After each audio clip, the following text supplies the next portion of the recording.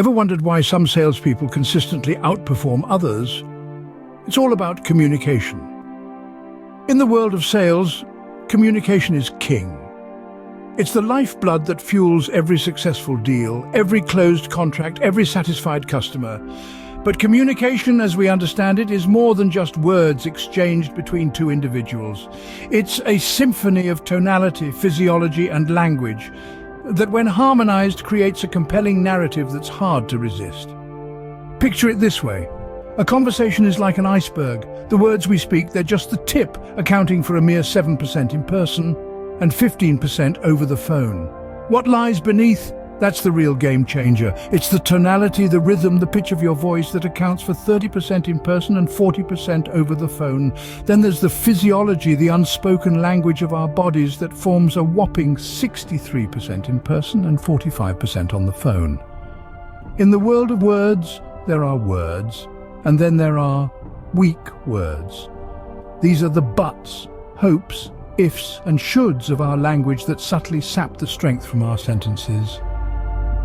Replacing weak words with their stronger counterparts can totally transform the energy of a conversation. Transition words like well and now can be your best allies to navigate the choppy waters of complaints and keep your presentation on course. They're the verbal bridges that connect the dots, keeping the conversation flowing smoothly and your prospect engaged. And let's not forget the power of tonality. Charisma is tonality. It's the subtle difference between yelling to be heard and whispering to be listened to. It's the art of moving your pitch upward on proper nouns and delivering a straight tone when giving commands, ending with a downward inflection on the last 1 to 2 words of the sentence. The star salesperson isn't necessarily the one who talks the most, but the one who communicates the most effectively. Let's delve into the story of a successful salesperson and how they mastered the art of communication. Once upon a time, in the bustling city of London, there was a salesperson named Sam. Sam wasn't born with a silver spoon, nor did he possess an extraordinary charisma. What he did have was an unyielding determination and a keen understanding of the role communication played in his success.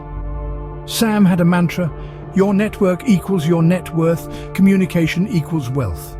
He knew that in-person communication was only 7% words, 30% tonality, and a whopping 63% physiology. Over the phone, 15% words, 40% tonality, and 45% physiology. He understood the power of words and their impact. He avoided weak words like problem, why, try, and can't. Instead, he replaced them with strong words. I want to make $1 million, but it's hard, became I want to make $1 million and it's hard. Hoping to close a sale transformed into knowing. All his ifs changed to whens. He saw problems as challenges, asked how can I affect change, instead of why is this happening, and said I will call that client instead of I'll try to call that client. He didn't say I can't, he asked how can I, and he replaced I should follow up with that customer with it's in my best interest to follow up with that customer. Sam's tonality was always centered. He believed charisma was tonality. He never doubted his prospect's ability to afford the product he was selling because he knew that doubting was an insult and it could be heard in the tone. He knew that if he wanted someone to hear something, he could yell. But if he wanted them to truly listen, he needed to whisper. He applied an upward pitch on proper nouns and delivered a straight tone when giving commands, moving downwards on the last one to 2 words of the sentence. He was proficient in creating embedded commands and using transition words like well and now to move past complaints and continue his presentation. He learned to infer micro-agreements and understood that small commitments lead to larger ones. He didn't just aim for his prospects saying yes, he aimed for them saying that's right or you're right. Sam's success was not a sudden occurrence. It was the result of countless hours of practice, endless days of perseverance, and an unyielding belief in his ability to communicate effectively. His story is a testament to the power of communication. His journey from an ordinary salesperson to a successful one was paved with the bricks of strong words, positive tonality, and effective communication. Sam's story is not unique. It's the story of every successful salesperson who has mastered the art of communication. It's the story of every individual who has understood that their network equals their net worth, and that communication equals wealth. This salesperson's success was not a result of luck or circumstance, but a direct outcome of their superior communication skills. Words have power. The right words can open doors, while the wrong ones can slam them shut. In sales, and indeed in life, the words we choose to use can influence our outcomes dramatically. It's a bit like choosing the right key for a lock. Use the wrong one, and you're stuck outside in the cold. Weak words are vague and uncertain. They don't inspire confidence or action. Words like hope, if, problem, why, try, can't. These are words that make your sentences sound unsure and wishy-washy. They're not the words of someone who knows what they're talking about. Strong words are words that command attention and inspire action. These changes may seem small, but they have a profound impact on how your message is received. They turn you from a passive observer into an active participant. They make your message more compelling, more persuasive, and more likely to lead to the outcome you want. But remember, it's not just about the words themselves. It's about how you use them. It's about your tone, your delivery, your conviction. And when you believe in what you're saying, others will too. And when you use strong words with confidence and conviction, you'll find that more doors open to you than you ever thought possible. Remember, it's not just about what you say, but how you say it. Embrace strong words, reject weak ones, and watch as your communication effectiveness in sales soars to new heights. Transition words and embedded commands are two powerful tools in a salesperson's arsenal. Transition words like well, and now are the navigational beacons that guide your conversation through the rough seas of objections and complaints. Picture them as a way to steer the conversation back to your presentation, subtly shifting the focus away from the complaint and back onto the solution you're offering. Consider this scenario. A prospect says, "I'm worried about the cost." Instead of saying, "But our product offers high value for the price," you might say, "Well, I understand your concern. Now let's look at how the value of our product far outweighs its cost." Transition words are an artful dance where you acknowledge the prospect's concern and then gently guide them back to your narrative. Now let's move on to embedded commands. These are not the overt commands you'd give to a voice assistant. These are subtle, almost subliminal instructions that guide the prospect's thoughts and decisions. For instance, instead of saying, "You should buy our product," an embedded command might sound like this: "Imagine how you'll feel when you start using our product." The word "imagine" is the embedded command here.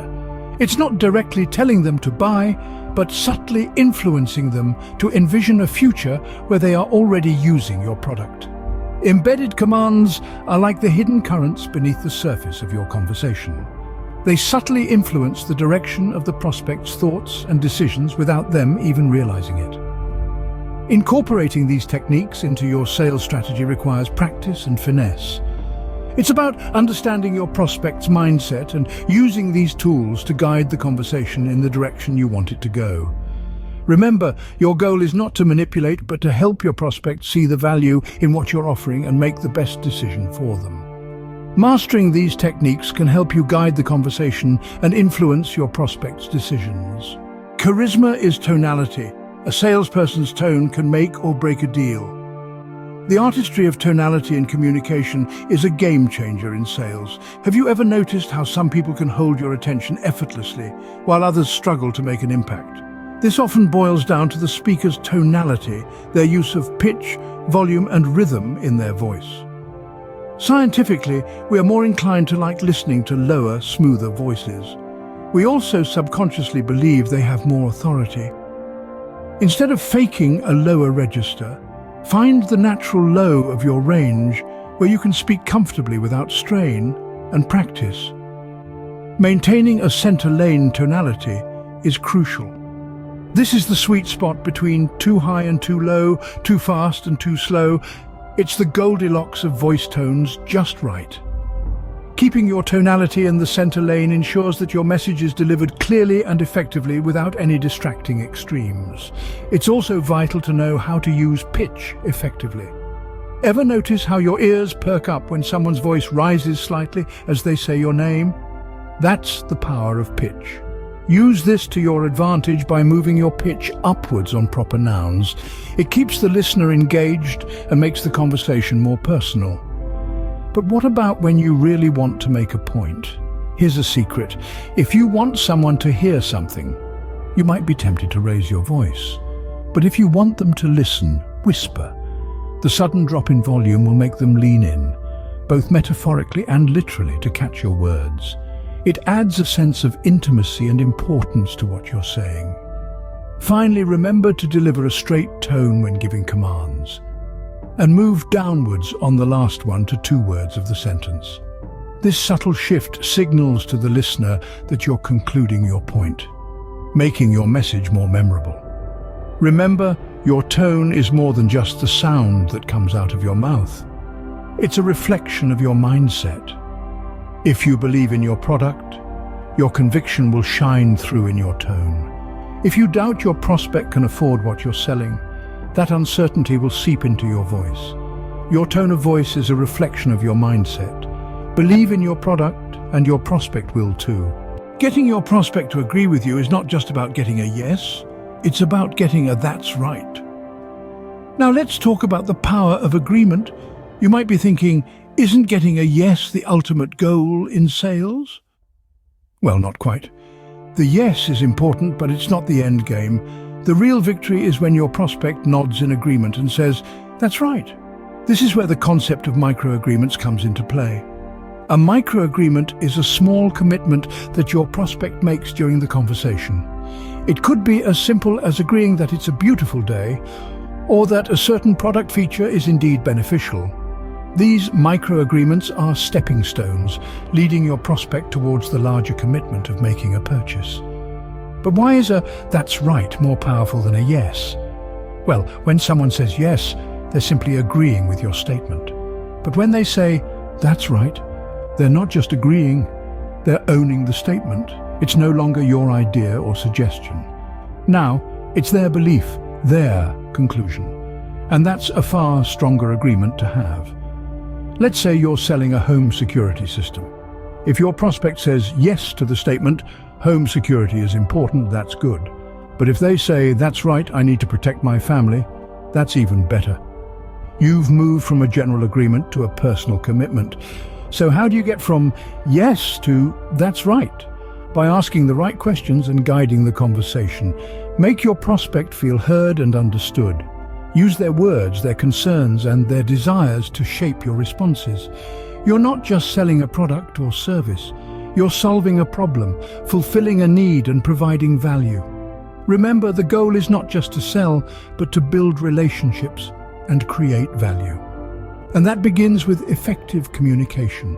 So the next time you're in a sales conversation, don't just aim for the yes, aim for the "that's right." Because when your prospect says "that's right," you've not just made a sale, you've made a connection. And that's the true power of agreement. Let's revisit the main points we've covered today. The power of communication in sales cannot be overstated. As we've learned, your network indeed equals your net worth, and communication equals wealth. Remember, communication is more than just words. It's a combination of words, tonality, and physiology. We've discussed how certain words, the so-called weak words, can undermine our message and our sales efforts. Replacing these weak words with stronger alternatives can drastically change the tone and effectiveness of our communication.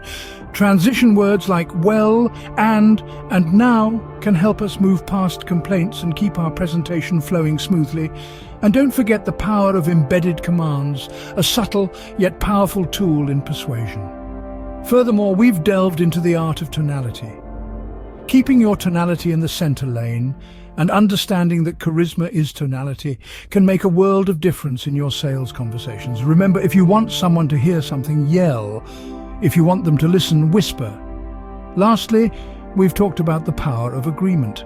Small commitments can lead to large ones. Don't just aim for a yes, aim for a "that's right" or a "you're right." These are the signs of true agreement and acceptance. Communication is the key to sales success. Master this, and you'll be well on your way to becoming a star salesperson. Now is a perfect time for you to do the exercise in the workbook that accompanies this video. And we'll see you in the next lesson.